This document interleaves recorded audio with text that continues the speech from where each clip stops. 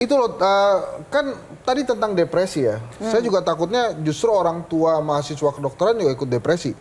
Karena konon kuliah kedokteran itu mahal sekali. Sederhananya sekarang adalah karena sekarang university baik negeri maupun swasta itu negeri itu PTNBH sehingga universitas mempunyai kewenangan sendiri untuk membuat sebuah kebijakan terkait dengan kebutuhan keuangannya. Bisa nggak sekarang untuk dokter? Saya cuma ingin mengusulkan saja bahwa negara harus hadir menempatkan dokter menjadi tenaga strategis sehingga standar pendidikan dibuat untuk dokter nilainya sekian, untuk dokter spesialis nilainya sekian. Supaya apa? Supaya tidak kemudian ada pagu, istilahnya ada range, ada kemudian akhirnya masing-masing punya kebijakan sendiri sehingga kesan yang disampaikan oleh Bang Hensat tadi betul. Pendidikan kedokteran itu mahal di Indonesia. Saking mahalnya dan dokter ingin masuk ke PPDS sampai harus menjual cincin kawin. Nah itu pengalaman dok, itu gimana? Itu inspiratif sekali loh dok, bikin terenyuh dok. Tepuk tangan dulu lah untuk Biarkan dokter dulu. Ya, jadi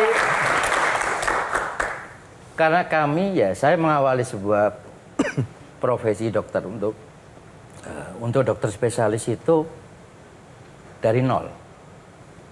Bahkan bisa kita katakan minus sebenarnya. Karena saya orang Surabaya, masuk ke Jakarta, maka saya bonek nekat itu. Pembiayaan saat itu untuk SPP katakanlah kecil sebenarnya. Tapi ada pembiayaan yang mungkin itu besar. Dan ini yang sekarang kemudian kita dorong bahwa perlu PPDS itu diberikan insentif adalah pembiayaan untuk kebutuhan pribadi. Dalam artian apa? Saya pada saat itu sudah berkeluarga. Sudah punya 2 anak. 3 anak karena pada saat saya masuk istri saya ambil anak ketiga. Maka saya harus ada untuk tetap bisa menghidupi keluarga. Dan itulah yang kemudian menjadi dasar kita. Dan baru terganti cincinnya tahun lalu.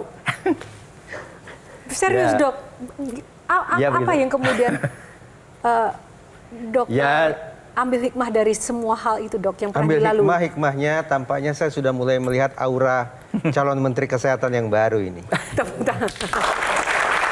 Begitu buat saya Jo.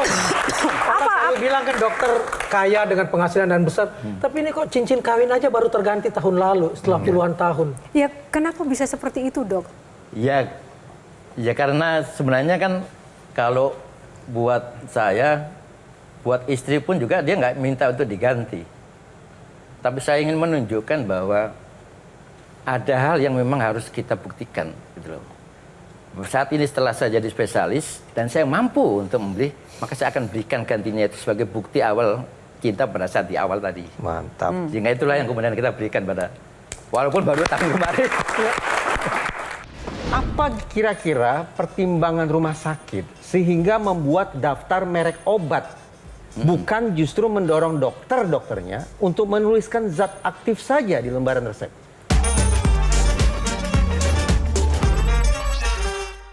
Jelajahi cara baru mendapatkan informasi. Download Metro TV Extend sekarang.